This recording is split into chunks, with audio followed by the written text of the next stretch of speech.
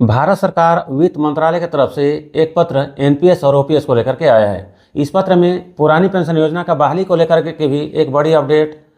आया है। तो वीडियो को शुरू करने से पहले चैनल में नया है तो चैनल को सब्सक्राइब कर लीजिए और बगल में जो बेल का आइकन है उसको भी क्लिक कीजिए। तो आइए आज का वीडियो को शुरू करते हैं। साथियों, वर्तमान में केंद्र सरकार के द्वारा कितने कर्मचारियों को और पेंशनरों को एनपीएस का फायदा दिया जा रहा है और कितने कर्मचारी और पेंशनर को ओपीएस का फायदा दिया जा रहा है, इसके संबंध में इस पत्र को जारी किया गया है। और साथ में जिन राज्यों में ओपीएस बहाली का मांग किया जा रहा है उसके संबंध में भी इस पत्र में उल्लेख किया गया है। साथियों, इस पत्र को government of India ministry of finance की तरफ से राज्यसभा में जो प्रश्न पूछा गया था उसके जवाब में प्रेषित किया गया है। तो इसमें प्रश्न पूछा गया था श्री प्रदीप कुमार वर्मा जी की तरफ से कि केंद्र सरकार के द्वारा वर्तमान में कितने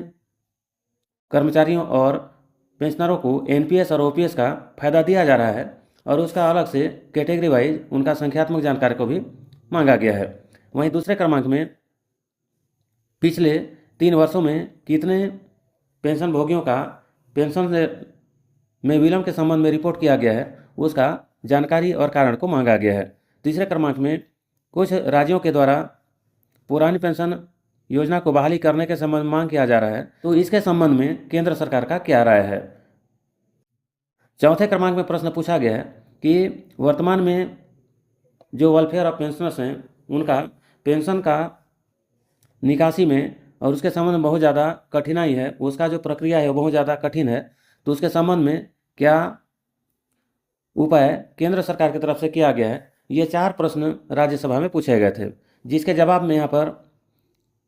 government of India ministry of finance की तरफ से दिनांक 10 मार्च 2026 को इस पत्र को जारी किया गया है, जिसके अनुसार केंद्र सरकार के द्वारा 50.14 लाख कर्मचारी और पेंशनर को एनपीएस और ओपीएस का फायदा दिया जा रहा है, जहां एनपीएस 31/1/2026 तक कुल 49,802 पेंशनर हैं। वहीं ओपीएस के तहत 8/12/2025 तक कुल 69 लाख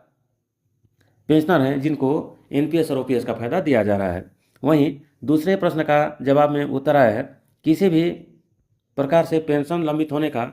आवेदन नहीं मिला है। पुरानी पेंशन बहाली के संबंध में यहाँ पर इस पत्र में उल्लेख किया गया है कि पुरानी पेंशन योजना जो है यह राज्य सरकार की नीति के ऊपर निर्भर करता है कि अपने राज्य में पुरानी पेंशन योजना को दिया जाना है या नहीं दिया जाना है। 1/1/2004 को ओपीएस को बंद करने के बाद में वेलफेयर सैनिक को छोड़ करके बाकी जितने भी कर्मचारी हैं जिनका नियुक्ति 1/1/2004 के बाद में हुआ है उन सभी को एनपीएस का लाभ दिया जा रहा है। एनपीएस का सरलीकरण करने के उद्देश्य से यहाँ पर